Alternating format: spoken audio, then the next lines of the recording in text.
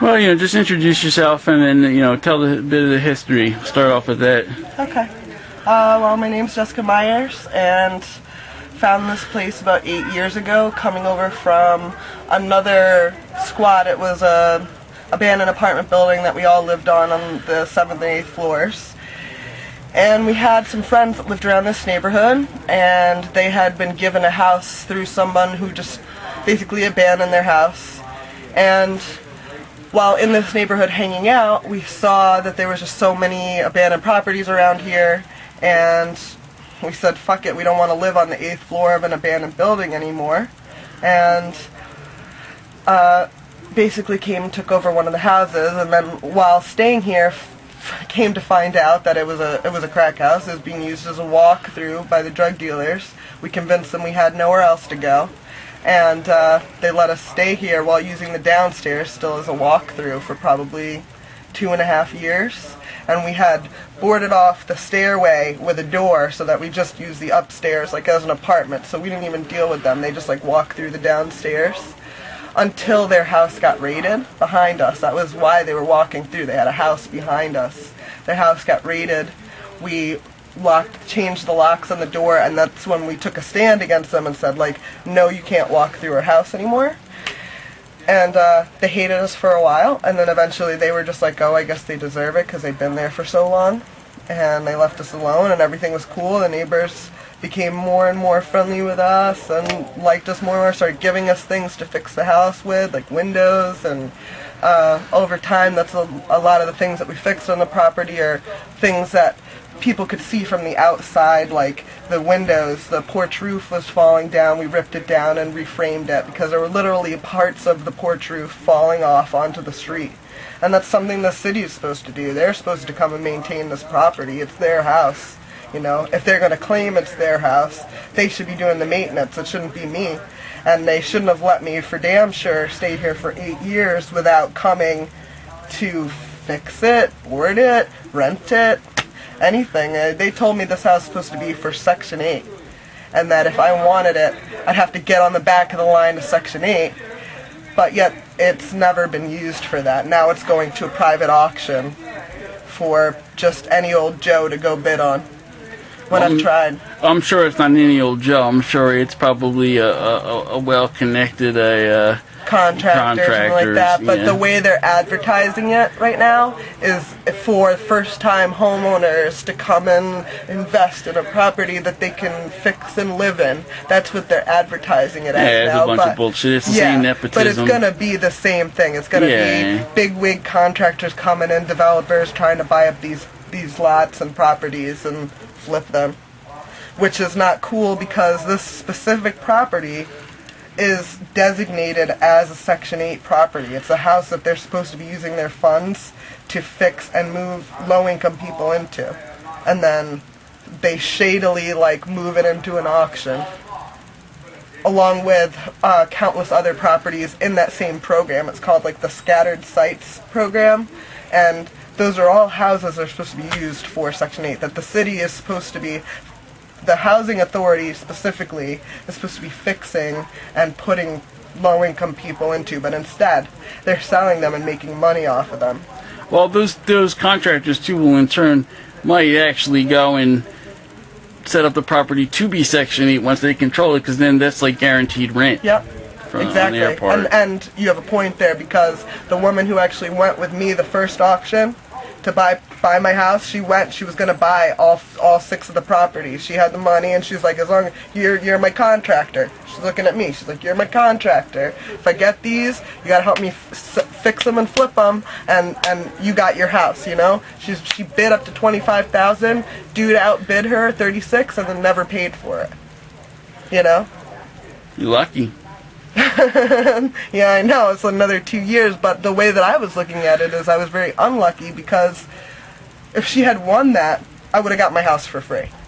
Because the properties that she was getting in the lot, we could have sold for more than $25,000. We could have sold for more than $36,000. And my house would have ended up being free. So I'm really fucking pissed that that guy bid and then didn't pay, because he really ruined what I had. I had someone who had the money to come in and pay, and since then she's gone to the auctions and she's bought properties through them, and she did the same thing.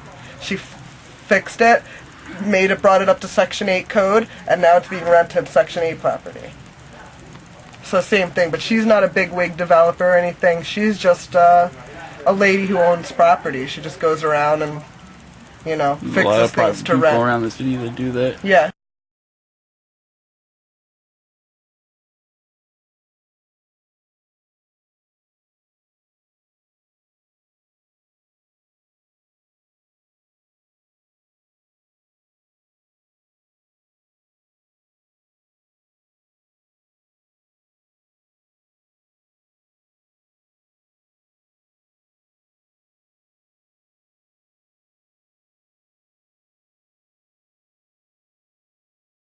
Basically, I just want to say that this place has been free and open to hundreds of people for the past 8 years.